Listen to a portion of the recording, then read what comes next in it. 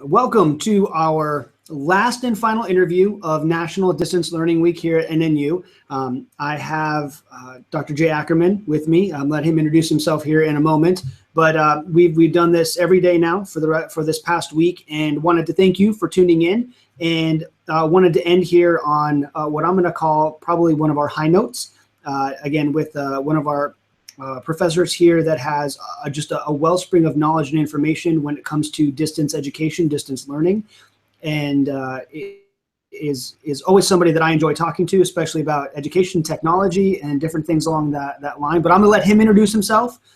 So Jay, if you want to just say a few words, talk about who you are, your background, a little bit in distance education, and anything else you want to share. Okay, sounds good. First of all, thanks, Jesse, for this invitation. It's great to be with all of you celebrating National Distance Learning Week. I am the Director of Graduate Theological Online Education here in NNU School of Theology and Christian Ministries. I'm finishing my 13th year here at NNU, and I've been teaching online for NNU for 14 or 15 years now. And so way back in the olden days, the early days of online education, teaching on a laptop with a little 28K modem chirping away. Things have changed a lot over the last 14, 15 years, and we've come a long, long way over that span of time, and I see a bright future ahead with lots more innovation coming in the future. Excellent, excellent. So you said you mentioned that you had been educating online now for a while now. You said 14 years. So over that period of time, what have you noticed about distance education and online education as it's kind of matured right, through that process? Yeah, first of all, one of the things that I've witnessed in our programs, and we offer fully online Master of Divinity and Master of Arts programs in the School of Theology. So our students are scattered across the map and literally around the globe. We've had students from China and Russia and India and little South Pacific islands I'd never heard of before until I had a student in class, as well as students across North America as well.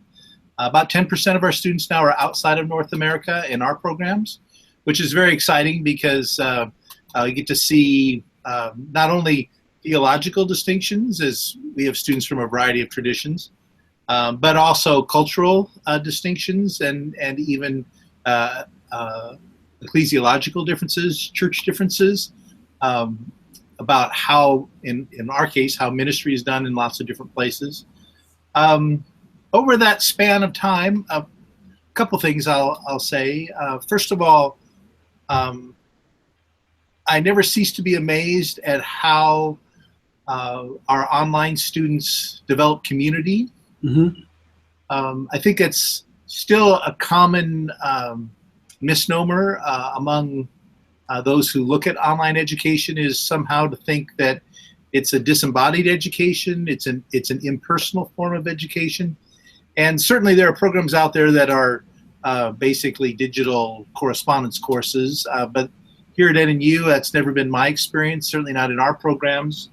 And so, I mean, I've had some tearjerker experiences with students over the years. We had a student quite a number of years ago now whose son was in the Army serving in Iraq, and his son was severely injured by an improvised explosive device. Wow. And so our student and his wife, in the middle of a course, had to head across country to Walter Reed Army Hospital to go support their son. He was in the middle of one of his courses with us. And day two after arriving at Walter Reed, this person walks through the door. It was one of his classmates who'd driven like 7 hours to come and support his colleague.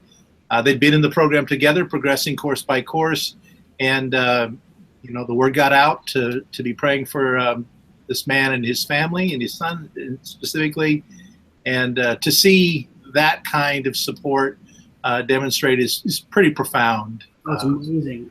And so I think that'd be the first thing I'd say is I never cease to be amazed in all the ways that our online students are able to have authentic community and real relationships with faculty and with other classmates. This is a little bit of a side answer to your question. I think the other thing I would say is I'm amazed now because I teach online in our graduate programs. I also teach here on our campus with our traditional, typically 18 to 22-year-old student at the undergraduate level. I never cease to be amazed at how the things that I'm able to do online, I'm finding ways to incorporate into my face-to-face classes. Right. Way back when I started 14, 15 years ago, really the philosophy was, how can I somehow take what a person would do in a classroom and then somehow translate it onto a computer screen. So now today, what I'm finding is, how do I take these great things that I can do in my online course and incorporate them into my face-to-face classes as well? So it really is a case where online is now shaping even my face-to-face experiences with students too. Oh, that's tremendous. That's tremendous.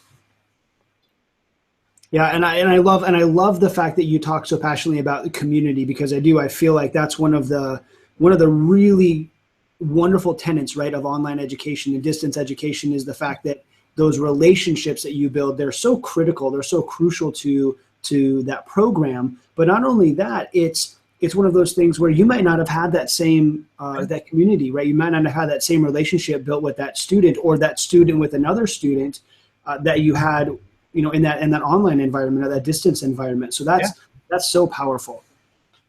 So powerful. So I wanted to ask you, I guess, kind of to end our little interview that we have here, what do you feel, again, you've been teaching now, again, distance and online for a number of years. What do you feel is the future of this, this type of program, or distance education, online education in general? Where do you see it going as it continues to grow, right? As it continues to just get more mature, to get deeper, to get better? Where do you see it going? Yeah. I really think that maybe the answer is really to talk about digital education, because I really do think that the impact is not only in fully online programs like we offer here at NNU, but also in the classroom. We're finding ways to integrate that as well. And so our students, many of our students, whether they're adult learners already or they're here on our campus, they're very adept now at utilizing technology. That wasn't the case 15 years ago. And so that's raising the bar for us as educators. But the good news is that we've come so far here. I mean, NNU is really amazing when it comes to the commitments this campus has made toward online education. I think, too, I really believe that digital education, I don't think we've tapped it yet, to be honest with you, but I'm excited about ways that digital education can reach people who face different physical challenges, whether they're deaf students, blind students, face other disabilities. And it's an area that we're actively working in, finding ways to make education accessible to all people. We're already expected to do that. Right. And I really believe that what we're doing in our online programs is a fantastic gateway to extend the reach of higher education to people who are thirsty for it and really hunger to learn more. But for whatever reasons, whether they're challenged physically in some way or they're challenged geographically because of where they live, Right. just in the programs that I direct, we've now had students on every continent around the globe, except for Antarctica. I keep pulling for a researcher down there at the South Pole because I know the internet reaches down there, but so far we haven't found one that's theologically inclined, I think. But That's awesome. I mean, the reach of what we do now is global, and that's very exciting. And so whether the students facing, some sort of physical limitation or some kind of geographical limitation, online education is breaking down all those barriers, and I really do think the sky's the limit.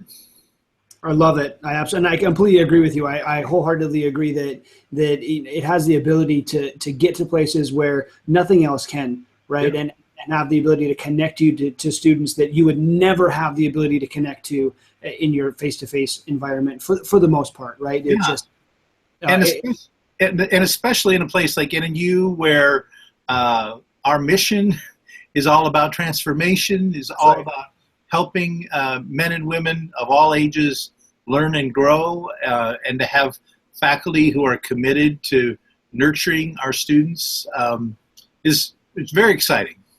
Yes, sir. Yes, sir. Well, I'm so appreciative of your time. Thank you so much for spending a little bit of it with us here and giving us your experience and your expertise in what you've done, again, over the last number of years here with distance and online education.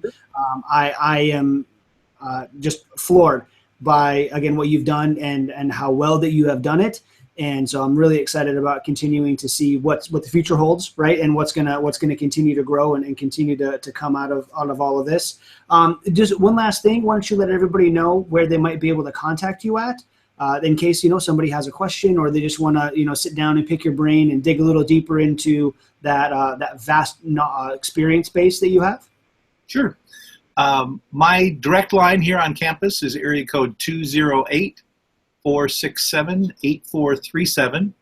My email address is my first initial and last name, so it's jakkerman@nnu.edu.